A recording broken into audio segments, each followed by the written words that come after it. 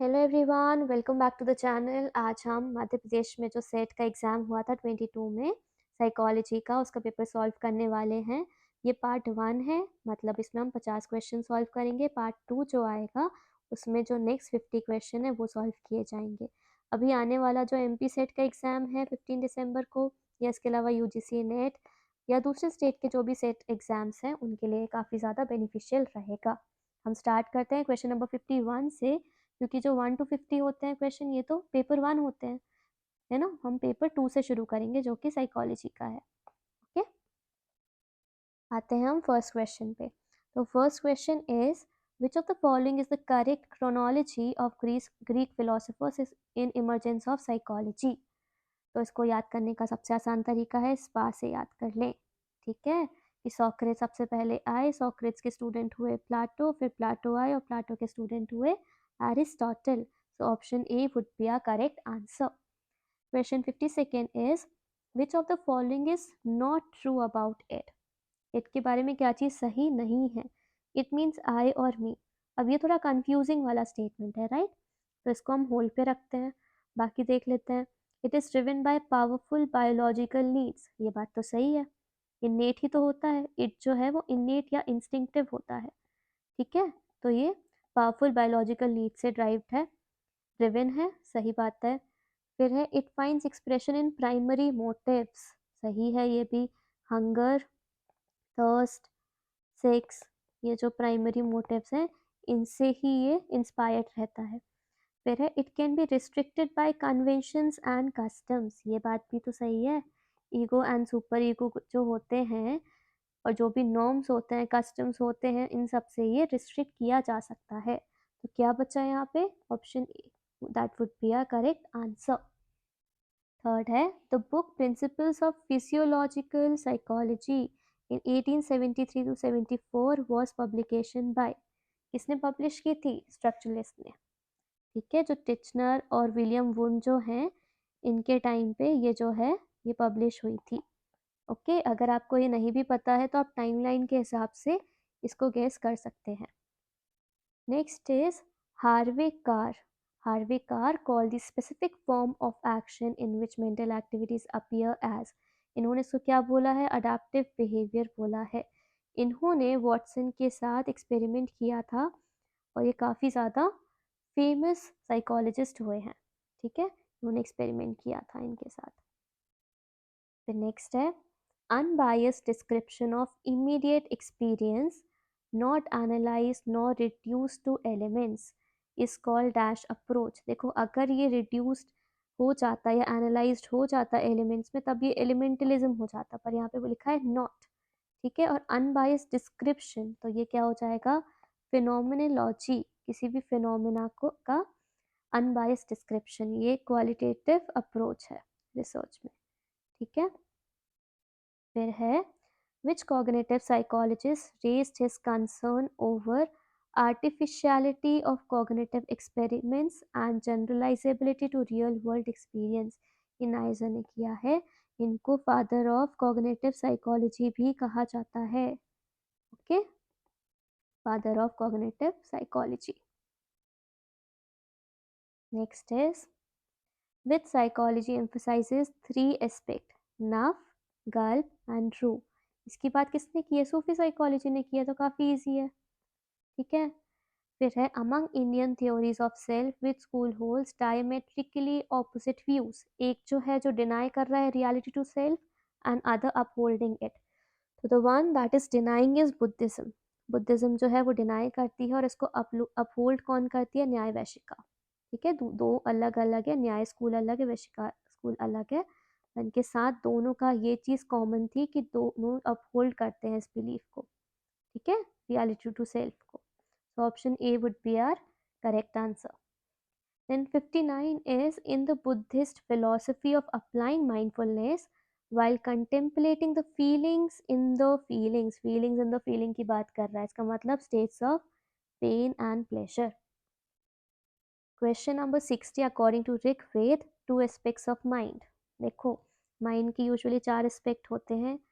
ठीक है, कौन सा? सबसे पहले मानस आता है, देन अहंकार, अहंकार, देन बुद्धि, फिर चित्त।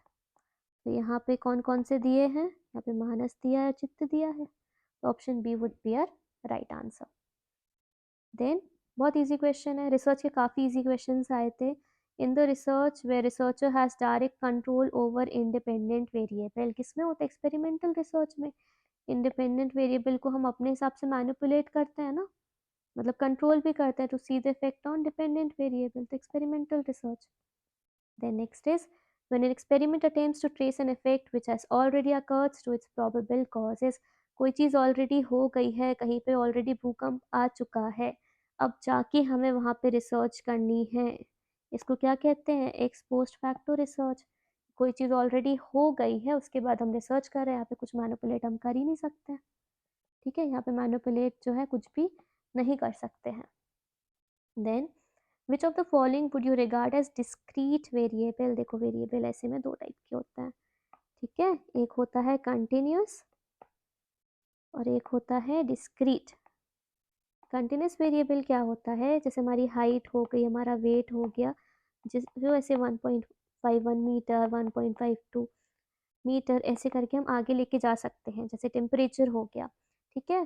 पर डिस्क्रीट क्या होता है कि इसमें हम पॉइंट में वैल्यू नहीं लिख सकते, नंबर ऑफ स्कूल्स, ठीक है, या नंबर ऑफ चिल्ड्रेन। ये किसी के बच्चे हो सकते हैं कि कोई बोलता है क्या कि मेरे 2.5 बच्चे हैं या मेरे 3.5 बच्चे हैं, नहीं ना। तो ये क्या है? डिस्क्रीट वैल्यू है। तो यहाँ पे पूछ रहा है डिस्क्रीट क्या है, तो डिस्क्रीट तो हाइट होगी नहीं, कंटिन्यूस है, टाइम नहीं होगा, कंटिन्यूस है, वेट भी कंटिन्यूस है, तो number of person in the family. सबके यहाँ 2, 4, 6 ऐसे ही होते हैं ना, 2.5, 3.5, 4.5 ऐसे नहीं होते। Next is which of the following is most unstable average? Mode. Mode ही तो है सबसे ज़्यादा अनस्टेबल। मीडियन जो है वो मिडिल वैल्यू है, नॉन पैरामेट्रिक में यही हेल्प करती है। मीन जो है वो करेक्ट एवरेज देता है, मोड जो है वो काफ़ी अनस्टेबल है, क्योंकि जो भी हाईएस्ट वैल्यू होगी, मतलब जो वैल्यू सबसे ज़्यादा बार आ रही है, जिसकी फ्रीक्वेंसी सबसे ज़्यादा होगी, उसी को हम मोड कह देते हैं। तो ज़रूरी थोड़ी है कि वो एवरेज हो, ठीक है? तो वो काफ़ी अनस्टेबल एवरेज है।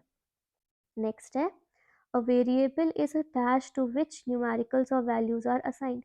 एक क्या है? ये टेस्ट है क्या वेरिएबल? नहीं। हाइपोथेसिस है ना। इंडिकेटर भी नहीं है, तो क्या है? सिंबल है, जिसमें हम न्यूमेरिकल्स या वैल्यूज जो है वो असाइन करते हैं। अगर आंसर नहीं पता है तो elimination method will always work in paper like MP SET, क्योंकि ऑप्शंस भी इसके काफ़ी इजी ही होते हैं, दे आर नॉट कॉम्प्लिकेटेड।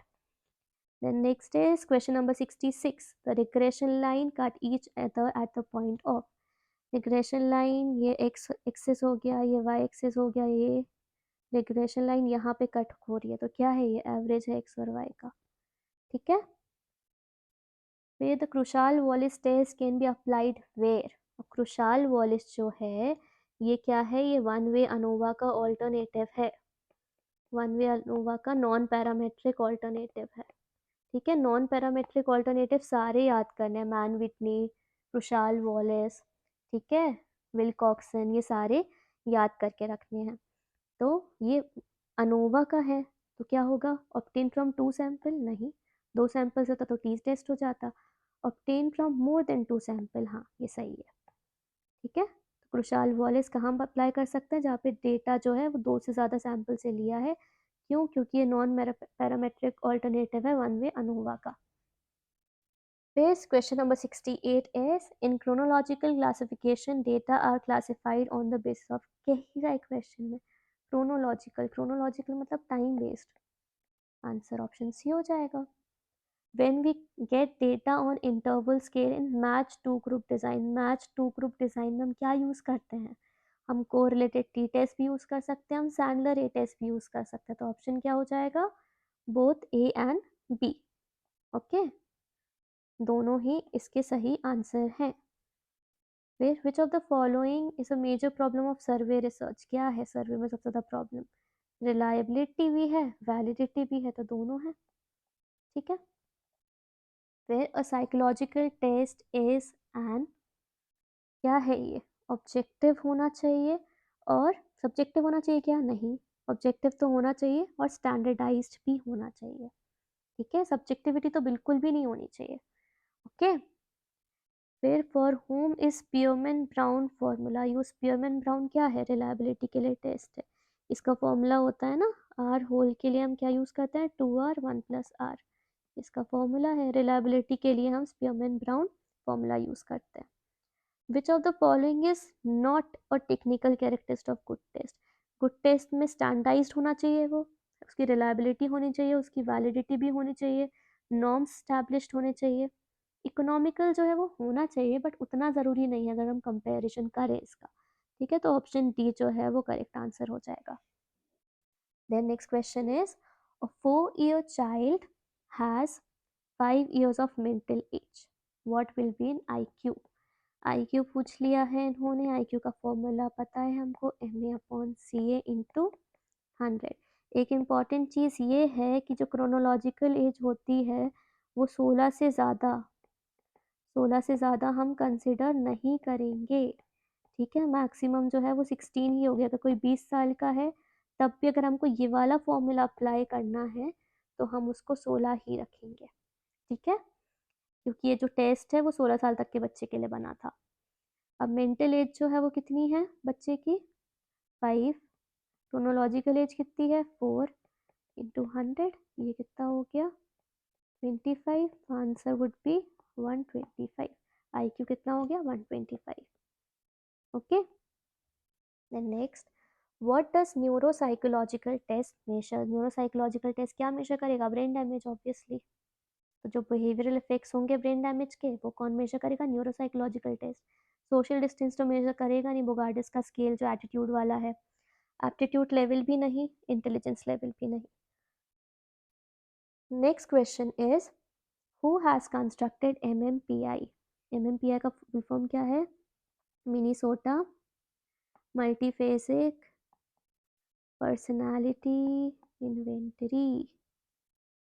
ठीक है, इसमें कितने स्केल्स हैं, इसमें 10 क्लिनिकल स्केल्स हैं। बहुत इंपॉर्टेंट टेस्ट है ये भी। ठीक है, जो मेंटल डिसऑर्डर को एसेस करने के लिए काफ़ी इंपॉर्टेंट टेस्ट है ये। किसने दिया था, हैथवे एंड मैक्लिनी ने। ठीक है, do let me know the comment अभी हम कौन सा वर्जन यूज़ कर रहे हैं इसका। ठीक है, कौन सा वर्जन अभी हम इस टाइम पे यूज़ कर रहे हैं 2024 में। फिर नेक्स्ट इज वेर, ये सारे देखिए बोनस क्वेश्चन है, एकदम बोनस क्वेश्चन है अब जो आ रहे हैं। Where can we use diagnostic educational test. Educational test हम किस में यूज़ करेंगे, फैमिली प्रॉब्लम में नहीं, सोशल प्रॉब्लम में नहीं, रेशियल प्रॉब्लम में नहीं, किस में, लर्निंग डिसेबिलिटी में। फिर what is the purpose of career assessment. Career assessment हम क्यों मेजर करते हैं, रिलेशनशिप देखने के लिए ना, पर्सनालिटी डेवलपमेंट के लिए नो, करियर चॉइस देखने के लिए। करियर चॉइस देखने के लिए करियर असेसमेंट यूज़ करेंगे। एजुकेशनल चॉइस देखने के लिए हम एजुकेशनल टेस्ट यूज़ करेंगे। ठीक है, ये वाला। फिर multi factor theory of intelligence जो गिलफोर्ड की थी, कितने फैक्टर्स थे इसके इंटेलिजेंस में, 120 थे, बाद में बढ़ गए थे पर इनिशियली 120 थे। Predictive validity is a type of dash validity, ये क्राइटेरियन वैलिडिटी का टाइप है। ठीक है, क्राइटेरियन वैलिडिटी जो होती है दो टाइप की होती है, एक होती है कंकरेंट और एक होती है प्रेडिक्टिव। ठीक है, कंकरेंट में हम क्या कर रहे हैं, जो टेस्ट अभी हमने बनाया है प्रेजेंट में, उसको जो ऑलरेडी स्टेब्लिश कोई टेस्ट है, मान लो हमने इंटेलिजेंस का कोई टेस्ट बना दिया। ठीक है, अब पहले से वेस्लर का टेस्ट है तो हम उसके साथ उसको मेजर करके देखेंगे कि कितना वैलिड है कितना वैलिड नहीं है। प्रेडिक्टिव में हमने कोई एक चीज़ टेस्ट बनाया और देखा कि 1 साल 2 साल के बाद वो चीज़ उसको कितना ज़्यादा प्रेडिक्ट कर रही है उसके उस एट्रीब्यूट को। ठीक है, तो ये क्राइटेरियन रिलेटेड है। फिर a human eye can detect the light spectrum ranging from 350 से 700 नैनोमीटर्स तक वेवलेंथ है इसकी। ठीक है, फिर opponent process theory is related to, किससे रिलेटेड है, विजुअल सेंसेशन से। ये थ्योरी और ट्राइक्रोमैटिक थ्योरी ये आती ही हैं, इसमें से क्वेश्चन आना काफ़ी ज़्यादा इसकी पॉसिबिलिटी है। ये दोनों थ्योरीज जो हैं वो देख लें, विजुअल सेंसेशन से रिलेटेड है। Okay, next question is in neurons the peak of action potential कितना होता है, +40 MV होता है। ठीक है, यहाँ से ऐसे करके एक्शन पोटेंशियल जाता है, यहाँ पे +40 MV जो होता है वो होता है, यहाँ -70 MV होता है, यहाँ पे डीपोलराइजेशन होता है। ठीक है, और ये कितना जाता है पीक पे, +40 MV, फिर वापस से नीचे आने लगता है यहाँ पे। फिर है the damage to which part of the brain leads to impairment of working memory. Working memory कब थोड़ी सी इम्पेयर हो जाती है, किस पार्ट के खराब होने पे? Prefrontal cortex. ओके। फिर under what circumstances are adolescent most likely to make impulsive decision. Peer pressure में आके इम्पल्सिव डिसीजन ले लेते हैं बहुत ज़्यादा, कि जो उसके साथ वाले हैं सब जो है वो स्मोकिंग कर रहे हैं, ठीक है, सब जो है वो ड्रिंकिंग कर रहे हो, तो उसको भी प्रेशर फील होता है कि यार मैं भी कर लूँ, ठीक है। फिर है प्रोस्पेगनोसिया इज रिलेटेड टू व्हाट? प्रोस्पेगनोसिया किससे रिलेटेड है? फेस रिकॉग्निशन से। इसके ऊपर ना एक के ड्रामा भी बना है, कोरियन ड्रामा जो है वो भी बना है, ठीक है। I don't remember the name, but you can go and watch it after exam, okay. क्योंकि ये फेस रिकॉग्निशन से ही रिलेटेड है।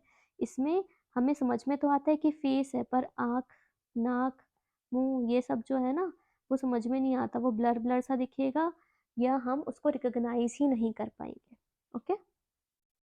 फिर damage to any hypothalamic nucleus, अगर डैमेज हो गया तो क्या होगा इससे?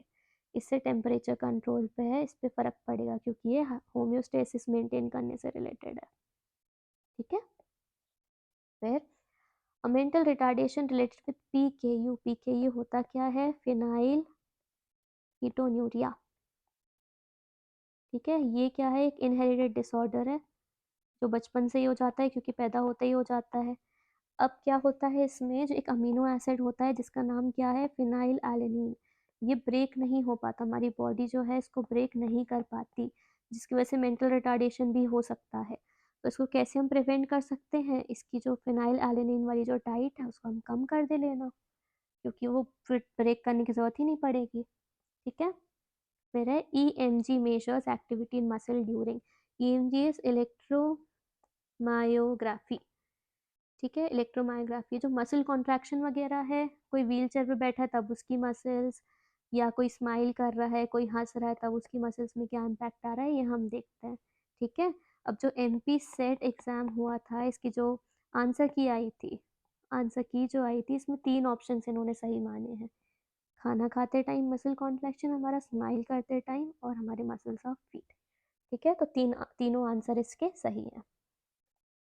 फिर in study of neuroplasticity, neuroplasticity में क्या यूज़ करते हैं हम? TMS यूज़ करते हैं। TMS का फुल फॉर्म पूछ सकते हैं, ट्रांसक्रेनियल मैग्नेटिक स्टिमुलेशन, ठीक है।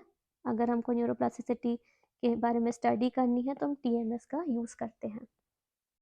फिर according to Rogers and Graham 1979 में, motion parallax generate which form of perception the absence of all cues. तो ये क्या करता है? डेथ क्यू जनरेट करता है motion parallax. Then perception is shaped by our cultural context and does not happen in isolation. हमारा जो perception है किसी भी चीज़ को लेके हमारे कल्चर से ही तो चेंज होता है, कल्चरल कॉन्टेक्स्ट में ही होता है, ठीक है। अकेले में तो होगा नहीं। तो ये किसने बताया है? ये इकोलॉजिकल अप्रोच ने बताया है, okay. Then processing of stimulus in absence of conscious awareness. कोई एक स्टिमुलस है, उसका सिग्नल आ रहा है, हमारे कॉन्शियस अवेयरनेस में नहीं है, उसके बाद भी उसकी प्रोसेसिंग हो रही है, ठीक है। इसको हम क्या कहते हैं? Subliminal perception, subliminal perception. Then the psychophysical approach to perception, the psychophysical approach to perception was introduced by, तो फेशनर ने इंट्रोड्यूस किया है इसको। किसने इंट्रोड्यूस किया है? फेशनर ने। फेशनर ने साइकोफिजिक्स से रिलेटेड और काफ़ी ज़्यादा इंटरेस्टिंग जो चीज़ें हैं वो बताई हैं, ठीक है। इसके अलावा इसके जो ऑप्शंस हैं, ये तो एक ही नाम दे दिया है भाई इन्होंने, वोल्फगैंग कोहलर एक ही नाम है ये, ठीक है। इसको ब्रेक करके दे दिया है। ये जेस्टाल से रिलेटेड है, बाकी वर्थीमियर। उसके बाद आ जाता है who among the which among the following learning gives you a aha experience. Insight learning, insight learning मतलब ना सडन हमको अचानक से चीज़ें याद आ जाती हैं, ठीक है। ये कॉन्सेप्ट किसने दिया है? ये कोलर ने दिया है, यही नाम यहाँ दिया है जो वोल्फगैंग कोलर, इन्होंने ही दिया है, ठीक है। नेक्स्ट है when someone forgets what someone had just said because he was not paying attention to the speaker. आपकी टीचर क्लास में बात कर रही है पर आपको कुछ समझ नहीं आ रहा है कि वो क्या कर रही है, तो आप भूल गए हो। क्यों भूल गए हो? क्योंकि आपने वो इन्फॉर्मेशन को एनकोड ही नहीं किया दिमाग में। इसको क्या कह रहे हैं? Encoding failure, okay. देन आज के लिए हमारे लास्ट 4 क्वेश्चंस कौन से हैं? Long term memories are encoded in the form of, long term memories को हम कैसे इनकोड करते हैं? साउंड के बेसिस पे, विजुअल इमेजेस के बेसिस पे, मीनिंग के बेसिस पे, है ना? तो ये सारा ऑल ऑफ द अबव हो गया। Then next question is, according to Pavlov which among the following of statement about conditioning is false? गलत क्या है? CS and US must come together, हाँ ये हो सकता है। हम बेल और फूड जो है वो साथ में दे सकते हैं, ये कोई बड़ी बात है नहीं, ठीक है। The CS must come immediately after the UCS, ये तो गलत है ना। कंडीशन स्टिमुलस जो है वो अनकंडीशन स्टिमुलस के बाद थोड़ी आएगा, पहले हमने फूड दे दिया अनकंडीशन स्टिमुलस, उसके बाद हमने बेल बजाई कंडीशन स्टिमुलस, कुछ फर्क पड़ेगा क्या? नहीं, कुछ भी फर्क नहीं पड़ेगा। तो this is incorrect. Okay, then in Thorndike's puzzle box experiment the cats were rewarded, cats को कब रिवॉर्ड देते थे थॉर्नडाइक के पजल बॉक्स एक्सपेरिमेंट में? जब वो बाहर निकलती थी, जब उनको खाना मिलता था। तो बोथ A एंड B। आज के लिए हमारा लास्ट क्वेश्चन है, an accountant remembers the last number he counted, but if he is interrupted he will start all over again. अब which memory is susceptible to interference? Iconic और echoic तो होगी नहीं, सेंसरी मेमोरी लॉन्ग टर्म भी नहीं होगी, क्या हुआ? शॉर्ट टर्म मेमोरी, ठीक है, क्योंकि उसकी कैपेसिटी काफ़ी लिमिटेड होती है। और अगर LTM में चला गया तब तो उसके भूलने के चांसेस ऐसे में काफ़ी कम हो जाएंगे, ठीक है। तो STM would be are right answer. हमने इसी के साथ 50 क्वेश्चंस कर लिए। अब 50 क्वेश्चन जो बाकी हैं वो हम पार्ट 2 में करेंगे। चैनल न्यू है तो ऐसे ही वीडियो देखने के लिए सब्सक्राइब कर दें और ये चैनल प्लीज़ शेयर करें। ओके, ऐसे ही आगे वीडियोस में आपको दूसरे दूसरे एग्ज़ाम्स के सारे क्वेश्चंस मिलते रहेंगे। आप इनको अच्छे से पढ़ लें जिससे आपकी प्रैक्टिस बहुत ज़्यादा अच्छी हो जाए।